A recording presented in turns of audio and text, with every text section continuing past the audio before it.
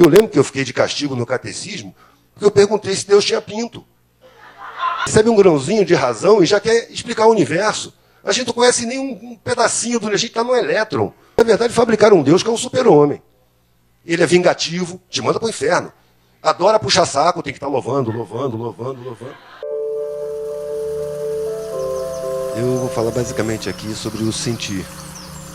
Porque eu nasci e fui criado numa família bem abastada, estudei em escolas ótimas, eu tive condição de desenvolver a racionalidade com muita informação, escolas muito bem pagas. E eu senti uma diferença muito grande, porque à minha volta as pessoas achavam muito natural a situação em que elas se encontravam. E eu olhava em volta e via muita pobreza, muita miséria, aquilo me incomodava muito. Mas eu não podia falar com as pessoas porque isso incomodava. E eu passei a ser um cara meio esquisito no meio deles. Eu sentia que tinha alguma coisa errada. O que me diziam? Estuda, se garante, guarda esse conhecimento como um capital para você aplicar na sua vida e conseguir subsídios. Eu dizia, mas por que eu? Por que tanta gente não tem? E isso ninguém dizia, ninguém explicava, é assim mesmo, sempre foi assim. E a intuição me dizia que isso estava errado. O mundo é extremamente racionalista. A gente vive uma sociedade racionalista e isso é muito masculino. O sentir é extremamente feminino. E eu sempre tive essa parte em mim muito forte. Até as mulheres hoje se masculinizam para poder viver no mercado de trabalho. Tudo é competição. A competição é uma coisa masculina. A cooperação é uma coisa feminina. E essa diferença foi se acentuando. Primeiro eu me convenci de que eu tinha alguma coisa errada. Não é possível que eu não aceito isso tudo que todo mundo aceita. Eu tenho alguma coisa diferente. E tentei os caminhos convencionais. Eu fui militar, de carreira. Eu fui bancário, fui do Banco do Brasil. Eu estudei Direito. Quando eu pensei em fazer Belas Artes, foi um escândalo tão grande na família que eu preferi fazer Direito, para todo mundo ficar sossegado. Até que um dia eu tive um sonho. Eu não aguentava, achava a vida um porre, um saco, uma porcaria. E um dia eu tive um sonho. Nesse sonho, eu estava correndo por cima de um monte de telhados, de repente os telhados... Eu não estava correndo atrás de nada e nem fugindo de nada, estava só correndo. Talvez porque eu fosse atleta, corria muito. Aí, de repente, acabaram as casas e eu comecei a cair. E eu olhei para baixo e vi quilômetros lá embaixo, plantações, riozinhos. Eu falei, bom, beleza. Dessa altura eu não corro risco de ficar aleijado. Eu vou bater e vou morrer. Que ótimo. Alguma novidade na vida, né? E fui caindo. Agora eu vou saber como é que é do outro lado. Eu sempre quis saber, tudo que tem no mundo eu já sei, eu não quero, é chato. Vai ter novidade. Quando eu ia bater no chão, eu abri o olho e acordei. Falei, meu Deus, o que eu estou fazendo vivo? Eu já sei tudo o que eu vou fazer hoje, eu não quero fazer nada disso. Eu já sei todo mundo que eu vou encontrar, eu não quero encontrar ninguém. Eu tenho que tomar atitude, eu estou preferindo a morte do que a vida. Nesse dia, eu fui na universidade, me desliguei, peguei meus documentos, as pessoas não acreditavam. Eu vim pegar meus documentos. Você vai se transferir? Não, eu quero só meus documentos. Não, você tem que ter uma garantia de vaga. Eu falei, não quero ir para outra universidade, eu quero só meus documentos. Aí o cara me olhou com raiva. Então você vai ter que assinar um termo de responsabilidade, me dá o termo. Assinei, peguei meus documentos e levei para o meu pai. Porque na minha casa sempre teve uma cobrança muito grande. Nós temos tudo do bom e do melhor, você tem que ter todas as condições e ir adiante com isso. Aí eu peguei meus documentos e levei para o meu pai. Falei, olha, minha dívida com você está paga. Você me deu condições, eu entrei na universidade. Eu não vou terminar, não é porque eu não consegui, é porque eu não quero. A vida não tem sentido. E eu vou procurar um sentido para a vida. Ficando sem nada. Eu quero não ter nada. Isso não era para mim assustador, porque no exército eu tinha feito guerra na selva, sobrevivência, tinha apanhado o mundo, tinha lugar lacrimogêneo, então eu não tinha medo de ficar sem nada. Eu dormia no chão tranquilamente. Inclusive nos intervalos da faculdade, nas férias, eu pegava uma mochila, botava nas costas e saía viajando. E eu me aproximava das pessoas mais pobres, porque eu tinha muita curiosidade de entender o código dessas pessoas. Eu queria sentir igualdade. Como quando eu ia nos clubes com os amigos, nos lugares bacanas que eu ia, e eu via o cara tratar com arrogância o servidor, eu me incomodava demais com isso. E eu comecei a perceber que, de um lado, existe um sentimento implantado de superioridade, e do outro lado existe um sentimento também implantado de inferioridade. E as pessoas têm muita dificuldade de sentir igualdade. E eu tentava me aproximar dos garçons, dos cozinheiros, eu ia para a cozinha, era comum me encontrar na cozinha. E todo mundo me tratava muito bem, mas para eles eu era um rico legal. Eles não tinham igualdade. Porque eu via que eles se tratavam entre si de um jeito, e comigo era de outro jeito. E eu queria a igualdade. Daí a decisão de não ter nada. Eu quero não ter nada, eu quero sentir igualdade. E aí eu comecei a andar. a pé, de carona, sem dinheiro nenhum, sem trabalho. Eu varria um chão, um prato de comida. Pintava uma cerca, um prato de comida. Lavava um banheiro, um prato de comida. Um prato de comida por dia estava bom. E seguia adiante. E comecei a perceber que eu era muito mais bem recebido nas áreas pobres do que nas áreas ricas. Para dar um exemplo. 2. Eu estava em Recife e falei, eu não vou pedir comida na área pobre. Eu vou lá onde tem sobrando. Aí fui no bairro mais rico. Vi um portão aberto e uma festa acontecendo. Aí eu cheguei na porta, pô, dá licença. Pô, tô vendo um monte de comida aí, eu tô com fome, não tenho dinheiro, dá para me arrumar um prato? Aí puseram um pouco de comida no prato, me deram, andei um pouquinho na calçada, sentei, tô comendo. De repente para um carro de polícia. O cara me deu a comida e chamou a polícia. Aí eu tô comendo. Para o carro de polícia, o sargento olhou para mim assim, tá fazendo o que aí? Eu mastigando. Mostrei o garfo, comendo. Olha, você pegou comida aí? Eu falei, foi, me deram. Pois é, não estão gostando muito de você aqui, melhor você sair andando. Eu falei, tá legal, levantei e saí andando, comendo. Já na área pobre, eu estava num rincão, no sertão, andei muito no sertão. E anoiteceu e eu queria só dormir. E tinha uma casinha de telhado de palha, que o telhado passava da parede e dava para dormir ali embaixo. Aí eu bati na porta, atendeu uma velhinha. Falei, senhora, eu estou viajando aqui a pé nessa estrada e vou seguir viagem amanhã de manhã. Será que a senhora se incomoda se eu dormir aqui debaixo dessa palha? De jeito nenhum. Eu parei. Entra aqui. Você vai dormir aqui dentro. Você vai dormir nesse sofá aqui. Não voltou para dormir dentro. Já comeu? O tratamento é outro. Ali eu comecei a sentir igualdade. Eu comecei a aprender a língua deles. Eu fiz uma pesquisa entre os mendigos de Recife. Eu tentei me tornar mendigo. E demorei 3 dias para conseguir. Eu tentei me aproximar, eles me repeliam. Tentei me aproximar, eles me repeliam. Aí eu fiquei bem sujo, arrumei na época só tinha aquele caixinha de cigarro, só tinha Calton. Eu saí filando um monte de cigarro com filtro branco, filtro amarelo, botei ali dentro. De noite eu fui para a fogueira. Era sempre uma fogueirinha debaixo de uma ponte de ferro que tem lá. Cheguei na fogueira, sem olhar para ninguém, rasguei a tampa do maço, joguei no chão e peguei um cigarro, acendi na brasa e me afastei. Aí foi um lá, pegou um maço de cigarro, olhou para mim, acendeu. Foi outro, eu falei, tô aceito. Foram 3 dias. 3 dias. Aí eu comecei a perceber que a rapaziada, a maioria da população, ela sofre um processo de sabotagem educacional. Eles têm bloqueado o desenvolvimento da racionalidade. E como acontece quando a gente perde qualquer sentido, os outros se aguçam. Então essa moçada desenvolveu a intuição de uma maneira impressionante. Eu frequento muito favela, eu ando muito em favela, exponho em favela, vou em festa, sou chamado.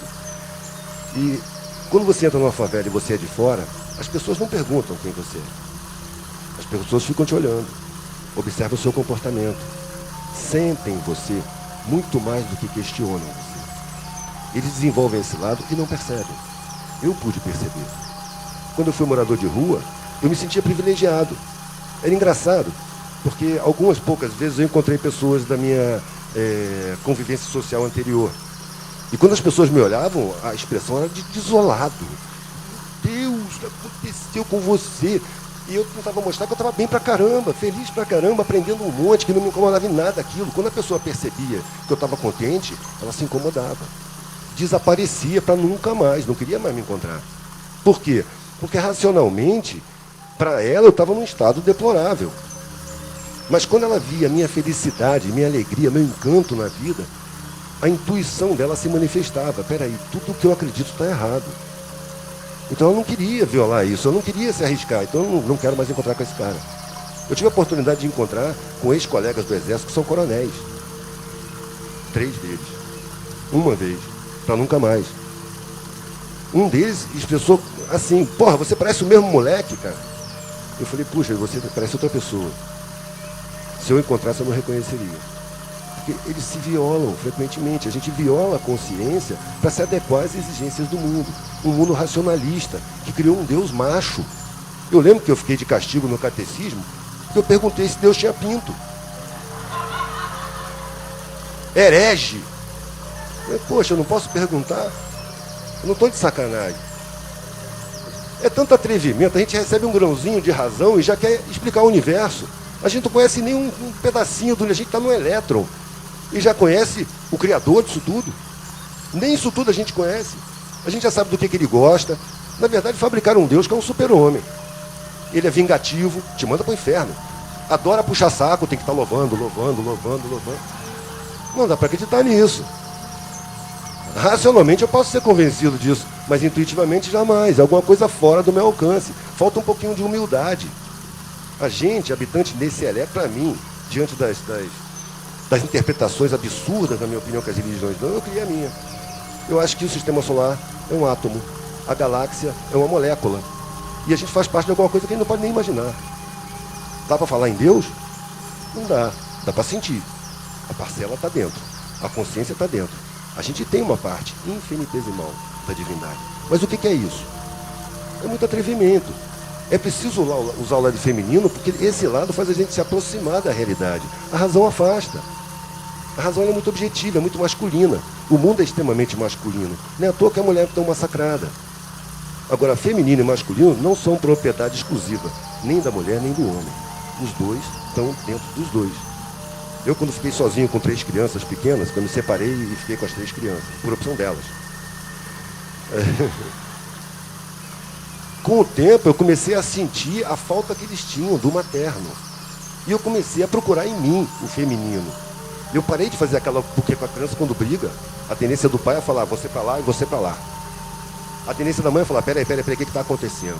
Senta ali um pouquinho, compõe, arruma a discórdia. Quando ela levanta, as crianças estão ali juntas e brincando. Isso é o feminino.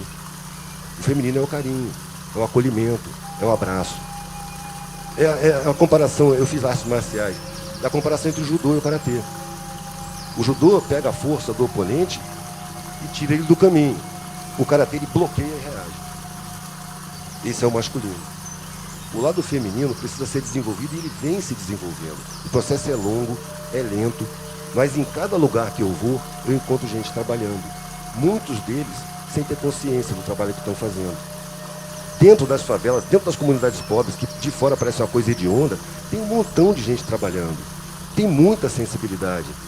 E é uma sensibilidade que não está ligada ao conhecimento acadêmico, não está ligada ao conhecimento de escola, ao ensino. Porque o ensino dessa gente é sabotado. Quando eu saí do Exército, eu fiz um cursinho pré-vestibular, eu tive colegas que estudaram no ensino público. E os caras não sabiam coisas que eu achava absurdo demais eles não saberem. E um dia o cara me trouxe uma prova do 3º ano da escola pública. Eu achei que era brincadeira dele.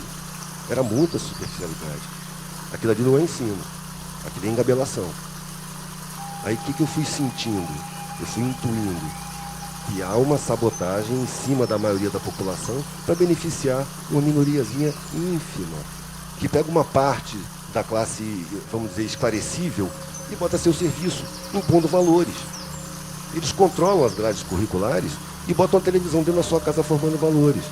Vale quem tem, você vale o que você tem. E a gente vê os sintomas disso na sociedade. Quem está em universidade sabe muito bem como é que o curso de Ciências Sociais é tratado e como é que o curso de Ciências Tecnológicas é tratado. Se a gente olhar para as delegacias, compara uma delegacia de crime contra o patrimônio com a delegacia de homicídios.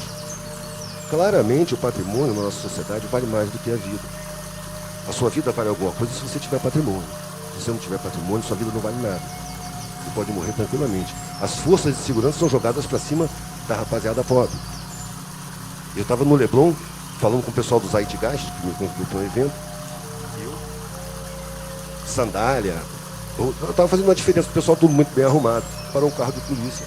Desceu o negão, o sargento. Boa noite, com licença. Documentação só comigo. Os outros não. Documentação, por favor. Eu nunca tinha sido abordado desse jeito. Na área que eu moro, eles apontam a arma e falam, encosta. Pergunta se ele quer ver documento. Não quer ver documento. Ele quer te revistar. Então, quando o cara falou isso comigo, eu parei e fiquei olhando para a cara dele. Parece que não caiu na ficha, não entendi. Ele falou o quê? Documentação. Você quer ver meu documento? Nossa. Mostrei para ele o documento. E ele me deixou em paz.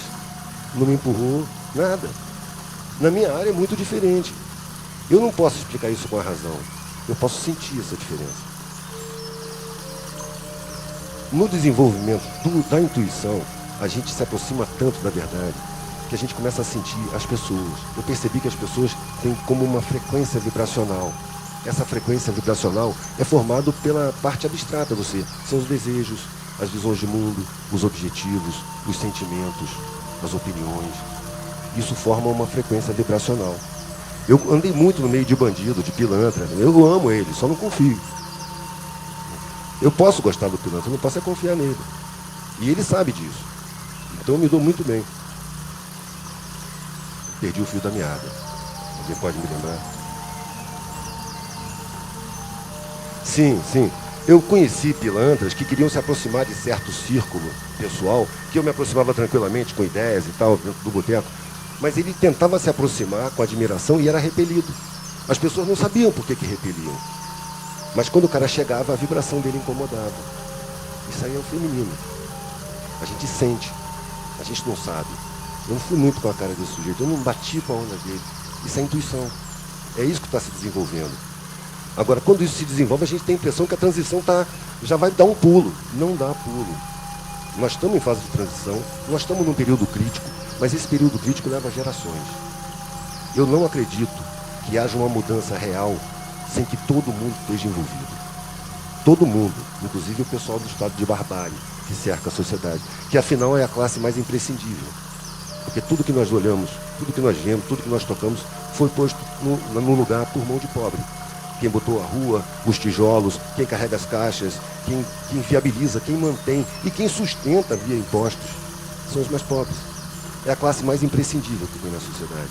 E, no entanto, é a mais desprezada, a mais perseguida, a mais vilipendiada, enganada, sabotada e atirada num estado de barbárie. Por um lado, é uma sacanagem. Por outro lado, favorece o desenvolvimento do lado feminino, do lado intuitivo, do lado não racional do ser, que é o lado que começa a aparecer agora e que eu tenho a impressão, tenho a intuição de que vai se tornar preponderante. E quando se tornar preponderante, nós vamos perceber que nós somos todos a mesma família. É isso.